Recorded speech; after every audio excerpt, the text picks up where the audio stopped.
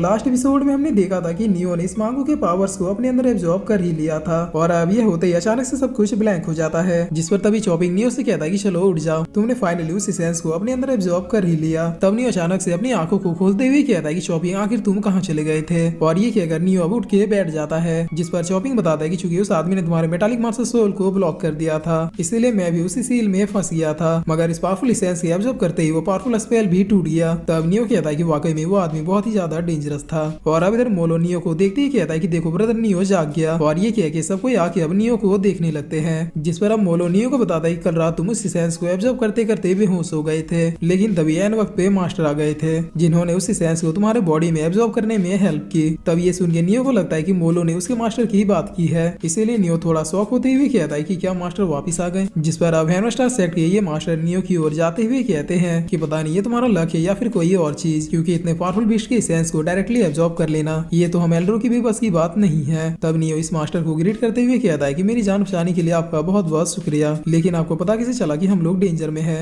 जिस पर ये मास्टर कहते हैं कि चूंकि ये बारबेरियन ट्रायल इतने दिनों के बाद शुरू हुआ था, इसलिए मुझे पहले ही डाउट था कि कुछ ना कुछ जरूर होगा, और यही वजह थी कि मैंने सीक्रेटली कुछ डिसाइबल्स को तुम लोगों के ऊपर नजर रखने के लिए कहा था, लेकिन जब कल रात तुम लोगों के ऊपर अटैक हुआ तो उससे पहले किसी ने इन डिसाइबल्स को मार दिया था, और इसकी भनक मुझे किसी तरह से लग गई थी, जिसके बाद मुझसे जितनी जल्दी हो सका मैं तुम लोगों के पास चला आया। और अब ये लड़का रोते हुए कहता है कि मास्टर प्लीज मुझे माफ कर दीजिए, मैं अपने ब्रदर्स को बचाने में नाकाम रहा। तब ये मास्टर कहता है कि तुम्हें खुद को ब्लेम करने की जरूरत नहीं है, ये मेरी गलती थी कि मैं बिना कुछ सोचे समझे तुम लोगों को सीक्रेटली इस फॉरेस्ट में भेज दिया, जिस पर अब सारे डिसाइबल उन मरे हुए डिसाइबल्स के लिए प्रे करते हैं। और अब तभी यहाँ पे एक सीनियर डिसाइबल आता है जो इस मास्टर के कान में सीक्रेटली कुछ कहता है, जिसे सुन के इस मास्टर की आंखें फटी की फटी रह जाती है। और फिर ये मास्टर इस लड़के से कहता है कि तुम लोग अब एक साथ मिलकर जल्दी से जल्दी इस फॉरेस्ट से निकल के वुहान सिटी में पहुंचो, वहाँ से हेवन स्टार सेक्ट के लोग तुम लोगों को आके ले जाएंगे। जिस पर ये लड़का भी यस मास्टर कहता है, और अब ये मास्टर और ये लड़का तुरंत ही यहाँ से चले जाते हैं, जिन्हें देखते हुए नियो कहता है कि आखिर क्या बात हुई होगी जो मास्टर इतनी तेजी से यहाँ से चले गए। और अब इधर ये मास्टर हेवन स्टार सेक्ट में पहुंच जाते हैं, जहाँ पर वो सारे एल्डर से पूछते हैं कि आखिर हुआ क्या है। तब ये एल्डर कुछ भी नहीं कहते हैं, जिस पर अब जैसे ही मास्टर सेक्ट की ओर देखते हैं तो उन्हें पता चलता है कि सारे डिसाइबल्स को किसी ने बहुत ही ज्यादा इंजर्ड कर दिया है। और ये देखते ये मास्टर कहते हैं कि अकेला काम सिर्फ मानी का नहीं हो सकता, उसके साथ जरूर उसकी हेल्प करने के लिए कोई और भी है। तो गाइस मानी उसी आदमी का नाम है जिसने नियो के मास्टर सोल को ब्लॉक कर दिया था। जिसके बाद अब सीन चेंज होता है और हम इन लोगों को देखते हैं जो कि वहाँ सिटी में पहुंच चुके थे। और अब नियो शॉपिंग से कहता है कि मैं सेक्ट में पहुंच के सबसे पहले ये देखूंगा कि आखिर उस एसेंस को एब्जॉर्ब करने की वजह से मेरे वाटर टाइप सोल में कौन से नई इंप्रूवमेंट आई है। जिस पर तभी मिस वॉन चिल्लाते हुए कहती है कि ब्रदर नियो फाइनली तुम आ गए। और ये कहते ही मिस वॉन आके सीधे नियो को हक कर लेती है। तब ये देखे मोलो का रिएक्शन तो देखने लायक था, इसके साथ ही मिस यू भी ये देखकर बहुत ही ज्यादा शौक हो गई थी। और अब इधर हम देखते हैं कि सारे मास्टर आपस में डिस्कशन कर रहे होते हैं कि आखिर मानी वापिस कैसे आ सकता है, क्योंकि हम लोगों ने तो खुदा से 6 साल पहले ही मानी को अपनी नजरों के सामने उसकी गलती के लिए मारा था। तब ये दूसरे एल्डर कहते हैं कि हमने उसे मारा, ये बात तो सच है, लेकिन ये आदमी भी बिल्कुल मानी की तरह ही स्ट्रॉन्ग है, बस फर्क इतना है कि इसने अपने फेस को छुपा रखा है। जिस पर ये एल्डर कहता है कि चलो मान भी लिया कि वो मान ही है, लेकिन वो एक वक्त पे 2 जगहों पे कैसे हो सकता है, क्योंकि जब बारबेरियन ट्रायल के डिसाइबल्स के ऊपर अटैक हुआ था तब बिल्कुल सेम टाइम पर सेक्ट में भी अटैक हुआ था। जिस पर अब ये सुन के एल्डरों का तो दिमाग ही खराब हो जाता है। और अब ये एल्डर कहता है कि ये मामला उससे भी ज्यादा पेचीदा है जितना हम लोग सोच रहे हैं। कोई हेवन स्टार सेक्ट को बिल्कुल जड़ से ही खत्म करना चाहता है, वो भी मानी को आधार बना के। और इस बात पे मैं कंफर्म तो नहीं हूँ, लेकिन हम लोगों के सेक्ट का भी कोई उससे मिला हुआ है, क्योंकि उसने तभी अटैक किया था जब हम सब किसी न किसी काम में बिजी थे। तब ये सुन के ये एल्डर कहते हैं कि अगर ऐसी बात है तो फिर इस सेक्ट में सिर्फ एक ही पर्सन ऐसा है जिसे हम सब एल्डरों के बारे में बहुत ही अच्छे से पता है। जिस पर ये मास्टर कहते हैं कि क्या तुम्हारा शक यूथेन के ऊपर है, वो इस सेक्ट का सबसे लॉयल और ऑनेस्ट डिसाइपल है, और यही वजह है कि मैंने उसे अपने यून सेक्ट का इंचार्ज बनाया था। तब ये मास्टर कहता है कि अगर यूथेन गद्दार नहीं है तो आखिर कल से वो इस सेक्ट में दिखाई क्यों नहीं दे रहा, उसे भी तो बाकी डिसाइबल्स की तरह या तो इंजर्ड हो जाना चाहिए था या फिर मर जाना चाहिए था। जिस पर अभी एल्डर बीच में आते हुए कहते हैं कि मेरे ख्याल से आपसे झगड़ा करने का वक्त नहीं है, हमें पहले सेक्ट को फिर से रिपेयर करना होगा, ताकि अगर उस मास्कमैन ने हमारे ऊपर फिर से अटैक किया तो हम उसके लिए पूरी तरीके से तैयार रहे। तब ये एल्डर कहते हैं कि चाहे जो भी हो, अगर यूथेन गद्दार निकला तो मैं उसे अपने हाथों से मारूंगा।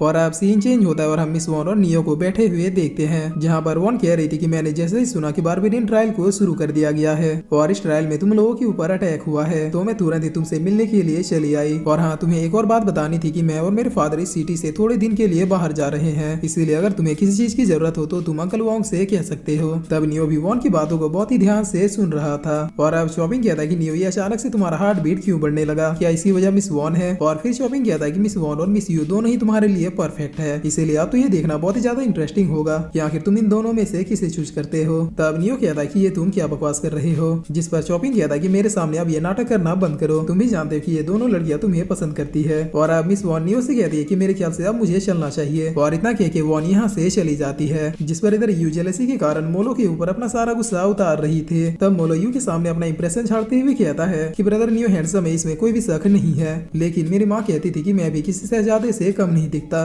तब इतना सुनते ही यू अब इसके मुंह पे पट्टी बांधते हुए कहती है कि अपनी बकवास बंद करो, जिस पर मोलो चिल्लाते हुए कहता है कि बहना प्लीज छोड़ दो, वो तो फ्लो फ्लो में ऐसे ही मुंह से निकल गया था। और अब तभी यहाँ पे आसपास की सारी चीजें हिलने लगती है, जिसे देखकर किसी को भी कुछ भी समझ में नहीं आता है। और अब तभी यहाँ पे सिटी की दीवारों को तोड़ता हुआ चारों तरफ से जायंट सेलेस्टियल बीस्ट आने लगते हैं, जो यहाँ पे पहुंच के बस सभी चीजों को डिस्ट्रॉय करने लगते हैं, जिसे देखकर अब सारे डिसाइपल्स में भी अफरा तफरी मच जाती है। तब नियो किसी की ओर देखते हुए कहता है कि क्या ये आदमी फिर से, जिस पर अब ये आदमी जिसने अपना नाम मानी बताया था, ये नियो को देखते हुए कहता है कि मैंने कभी एक्सपेक्ट नहीं किया था कि तुम्हारे जैसा कोई बच्चा मेरे स्पेल को तोड़ सकता है। तब शॉपिंग अंदर से कहता है कि नियो संभल के, मुझे ऐसा लग रहा है कि अब ये कुछ बहुत ही बुरा करने वाला है। और अब ये आदमी सीटी बजाते हुए अपने सारे बीस्टों को इशारा कर देता है, जिस पर ये सारे बीस्ट भी अब चारों तरफ सब कुछ खत्म करने में लग जाते हैं। तब नियो अपने वाटर मास्टर सोल का यूज करते हुए सारे डिसाइपल्स को पीछे हटने के लिए कहता है, और फिर यहाँ पे इस बीस्ट के फायर के आगे अपने आइस को खड़ा कर देता है। तब ये आदमी हंसते हुए कहता है कि अच्छा, तो तुम्हारे पास डबल मास्टर सोल है, चलो अब तो ये खेल और भी ज्यादा इंटरेस्टिंग हो गई है। और अब इधर ये एलिगेटर सिटी के पीछे से सब कुछ डिस्ट्रॉय करता हुआ चला आता है, जिसकी वजह से मिस वॉन भी यहीं पे फंसी होती है और इसके ऊपर अब एक पिलर गिरने ही वाला होता है। लेकिन तभी नियो आके अपनी पावर्स का यूज करते हुए मिस वॉन को बचा लेता है और फिर अपने दोस्तों से कहता है कि सबको अपने मास्टर सोल का यूज करते हुए सारे लोगों को सेफली यहाँ से बाहर निकालो। तब जी भी अब सबको गाइड करना शुरू कर देता है, जिसकी वजह से पहले मिस यू अपने ग्रास टाइप मास्टर सोल का यूज करके इन बीस्टों को कैप्चर करने की कोशिश करती है, जिसके बाद मोलो और उसके साथ बाकी के डिसाइपल इन बीस्टों को अपनी अपनी एबिलिटी से मारने की कोशिश करने लगते हैं। तब कुछ डिसाइपल फाइट करते हुए कहते हैं कि आखिर अभी तक मास्टर क्यों नहीं आए, क्या अभी तक हेवन स्टार सेट को ये न्यूज नहीं मिली होगी? जिस पर आप चॉपिंग कहता है कि नियो यहाँ पे टोटल 6 सेलेस्टियल बीस्ट है और इन्हें रोकने के लिए तुम्हें किसी बड़े अटैक को ही करना होगा। तब ये सुनिए नियो कहता है कि मुझे अब ऐसा लग रहा है कि जैसे मेरा water master soul fully charge हो चुका है, तो अब मेरे ख्याल से मुझे अपने वाटर मास्टर सोल के नई एबिलिटीज को ट्राई करना चाहिए। और इतना कहकर नियो अपने सामने के बीस्ट के ऊपर एक अटैक करते हुए कहता है कि पता नहीं इससे बात बनेगी या फिर नहीं। और अब इस अटैक के लगते ही हम देखते हैं कि ये बुलबुल बिल्कुल हवा में उड़ जाता है। तब ये देखे जी कहता है कि क्या ये इसके एसेंस की पावर है, जिस पर मोलो कहता है कि जो भी है लेकिन ऑसम है। और अब ये बीस्ट जैसे नियो के पावर में अच्छी तरह से कैप्चर हो जाता है, तब नियो अपने मेटालिक मास्टर सोल का यूज करते हुए अब अपने स्वॉर्ड को भी अपेयर कर लेता है और सीधे इस बीस्ट को खत्म करने के लिए आगे बढ़ जाता है।